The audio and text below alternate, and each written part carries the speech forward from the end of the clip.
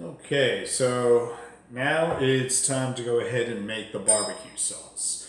And I like to make my own barbecue sauce. There's nothing wrong with buying in-store brands or something online. It's just a matter of, I make my own rubs. I oftentimes like to do this as well. It doesn't cost that much, and it doesn't take long at all. So it's just as simple as I start out with a mason jar. I like the way that they look, and they give me a nice little way to be able to already see the measurements on the side. Just makes it quick and easy.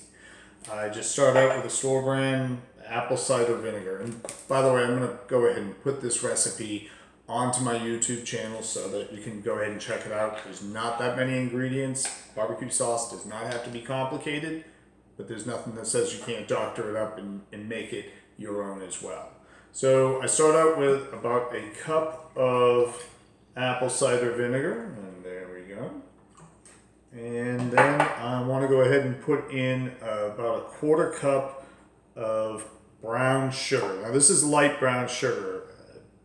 Some people just don't keep brown sugar around the house. There is nothing wrong with being able to go ahead and take white sugar, and if you have some molasses, usually a little bit less than a teaspoon of molasses mixed in. That's all that brown sugar is. It's just molasses and white sugar. So if you don't have this handy, you can go ahead and easily make that up.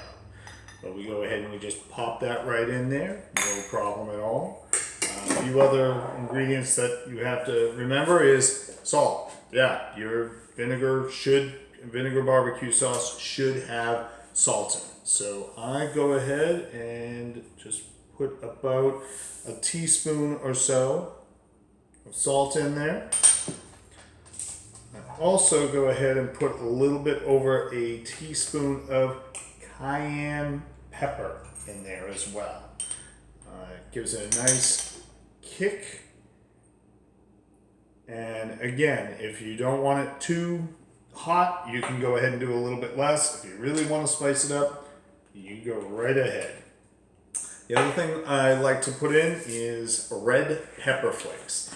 Now keep in mind, you really should go ahead and try to make this particular barbecue sauce plenty of time ahead of time. I've got the pork butt on the Kamado Joe right now, and it's still coming up to temperature.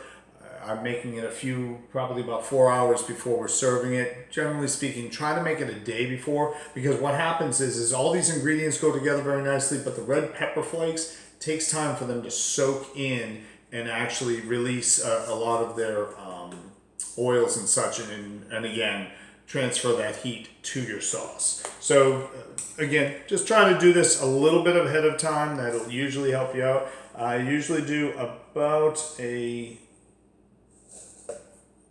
teaspoon and a quarter of the red pepper flakes as well. Two last ingredients, and of course I should have had them pulled out before I started this.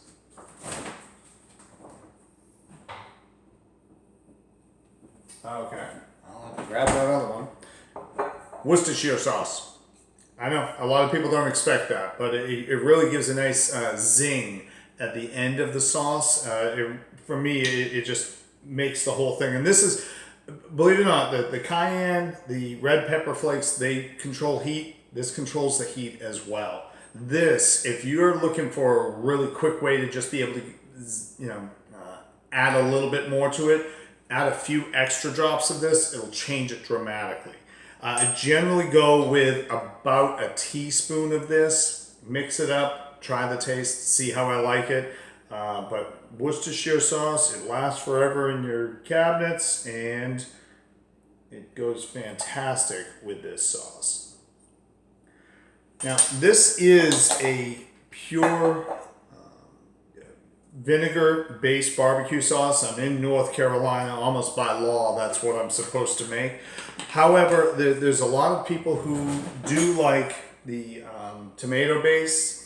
I personally like a mixture, somewhere on almost halfway in between. I find it works well with brisket. I find it works well with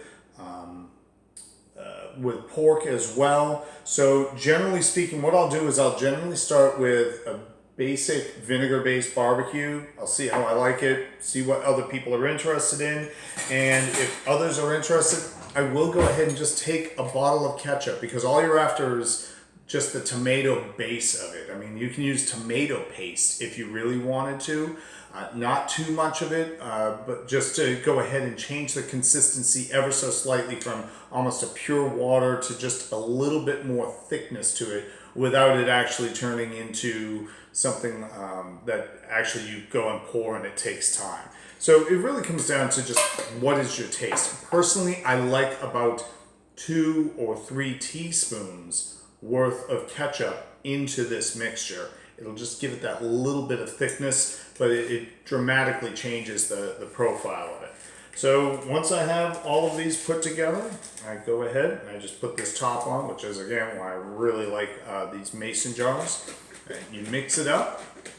Now this will keep in this jar for quite a while. We're going to go ahead and use it tonight, but I know that I'm going to have some left over. I stick it in the fridge. It's so vinegar based, it's really going to go ahead and last for quite a while, because I make barbecue often. The one thing to keep in mind is you put a ton of sugar in here. Make sure that you mix it up very well, because otherwise the sugar will just hold on to the bottom. You think with all of this and mostly liquid, you really need to go ahead and shake it up. But that's basically my homemade barbecue sauce recipe. I'm going to go ahead and drop that recipe into the YouTube video if you want to go ahead and check it out.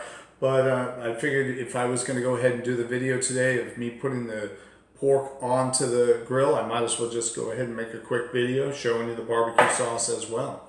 Okay, hey, thanks a lot for checking in.